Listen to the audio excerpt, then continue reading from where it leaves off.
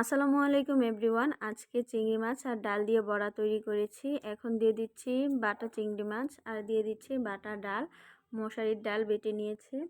আর আগে আমি কাঁচামরিচ, পেঁয়াজ, ধনিয়া পাতা, হলুদ মরিচ, জিরার গুঁড়া, একটু সামান্য আদা রসুন দিয়ে খুব ভালোভাবে মাখিয়ে নিয়েছি, মানে যা যা মশলা দেওয়ার হয়। তো এখন এটা মাখিয়ে নিয়েছি।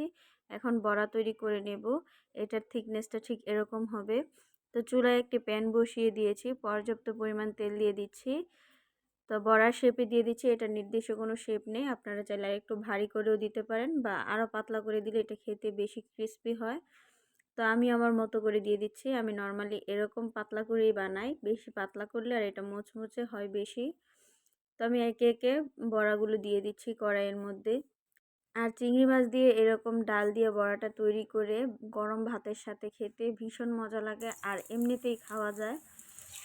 তো আমরা সবাই ভীষণ পছন্দ করি, আপনারা এইভাবে ট্রাই করতে পারেন। তো বড়াগুলো ভাজা হয়ে এসেছে এক সাইড, অপর সাইড ভাজার জন্য আমি একটু উল্টিয়ে দিচ্ছি। কিছুক্ষণের মধ্যে ওই সাইডটাও খুব ভালোভাবে ভাজা হয়ে আসবে। আর এই বড়াটা মিডিয়াম আঁচে ভাজতে হবে।